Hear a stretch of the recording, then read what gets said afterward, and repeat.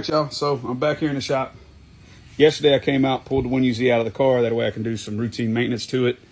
Timing belt, some gaskets and whatnot. Next thing on the list is getting the CX Racing vertical radiator kit installed. Unfortunately, it did not come with any instructions. Instead, it came with a series of pictures. Based on those pictures, it looks like I'm going to be cutting these brackets out that mount the factory radiator. As well, it looks like I'm going to be removing this bar that goes in between the frame rails. I was hoping I wasn't going to have to remove that because it looks like it would be structural. Before I can get started cutting, I want to go ahead and get my AC condenser out of the way and some of this stuff that might be in my way. So yeah, let's get started.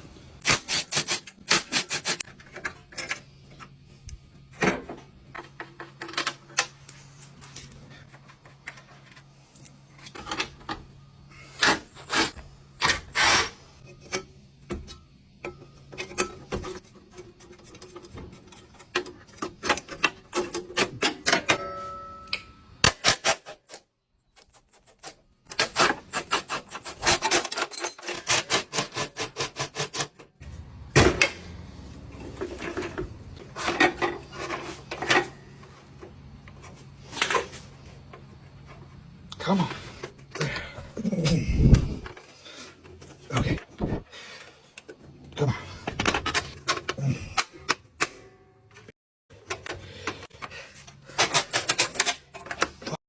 Get out of there. All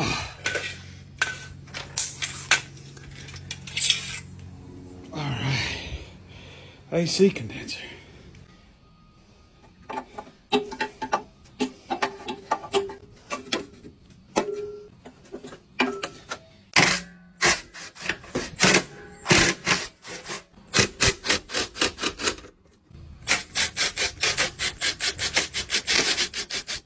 All right, so everything's out of the way.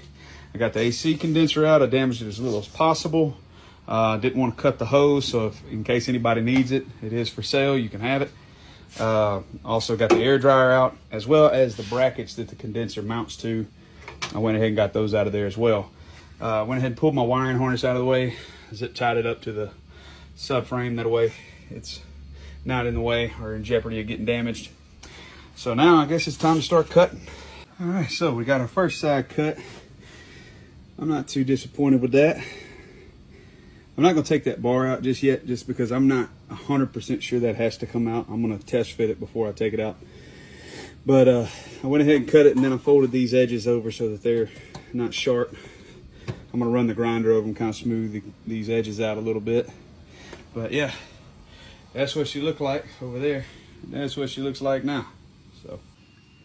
All right, so there's cut number 2. Sorry I didn't show the cutting process. TikTok kind of has a thing about using power tools, and I really didn't want to try to hold a cell phone and operate a cutoff wheel at the same time. So you get what you get. But we're gonna go ahead and do our test fit just to see how this works. I'm hoping I don't have to eliminate this bar. I would like to keep it, but I may have to cut it out. We'll see what it looks like when we test fit. But here we go.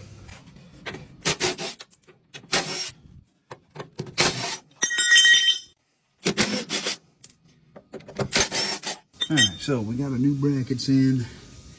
That just bolts in place of the old tow hook. And then we got these little aluminum brackets that are slotted so they can slide. All right, so we got our brackets in there. They just bolt in place of the factory tow hooks. And then this piece right here basically is going to mount to that bracket and go across. That's what my radiator is going to sit on. I'm gonna have to cut that thing. All right, so we got our test fit done. Radiator's sitting in the car. I like where it's sitting at. I did not have to cut this bar out, but I did have to mount my brackets in the opposite direction of what the pictures told me to do in order to get that clearance. But she's in there. I'm gonna wind up taking it back out. I want to clean these cuts up, and I want to put some undercoat on the ends of these frame rails and underneath the car a little bit. All right, so we're back for round 2. We've got our cuts made. We went ahead and put some undercoat on here to kind of seal this up, make it look good. Now it's time to get the radiator kit installed.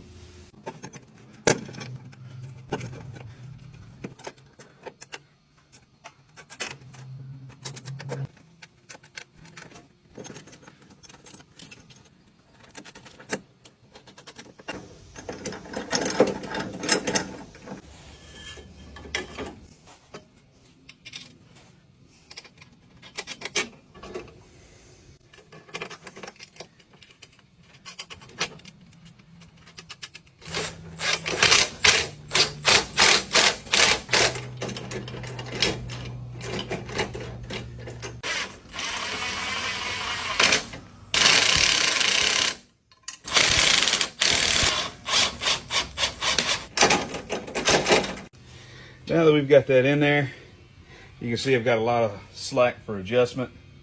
I'm gonna go ahead and slide the radiator in here, just kind of see where I want to set it, and then we'll tighten it down.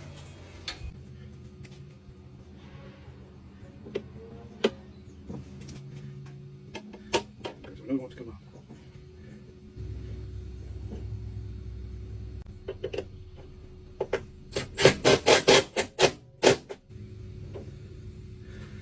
A little bit more.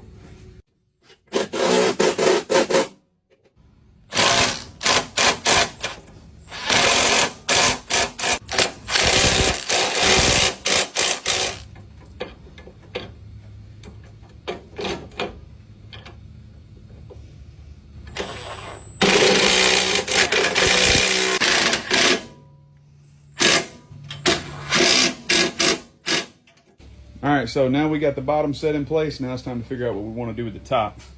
So as you can see, I'm kind of close there, and I'm real close right here. I'm not touching, but I'm real close. But if I let it slide all the way back, it certainly does touch. So I've already got 2 holes drilled here that were there from the factory, but I'm gonna have to drill these holes. And I want to make sure that no matter what, I'm not touching that right there. So I'm gonna shift this as far forward as possible. And I'm gonna go ahead and mark my holes. If you don't own one of these, get you one. Bam.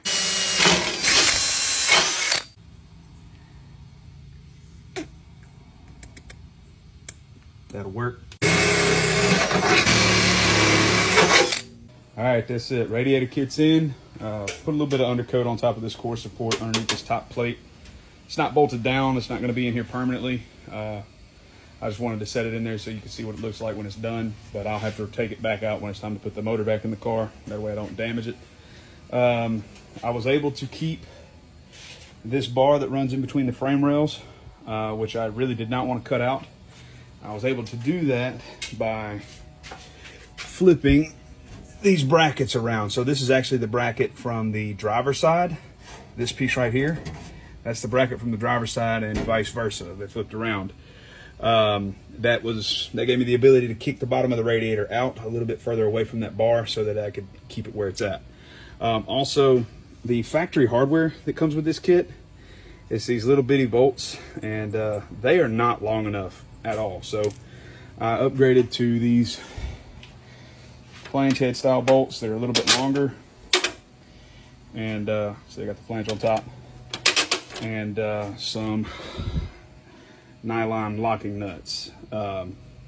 So if you do this kit, just go ahead and keep in mind that you're going to have to definitely get some different hardware. But that's it. She's in there for now. Next thing on the list is probably getting fuel lines ran from the back. I've got to get the tank cleaned out, and then I need to start doing some stuff with this motor, getting my timing belt done, getting those studs replaced, getting the oil pan sealed up. I need to get on that, but it's a work in progress, one step at a time. It'll get there.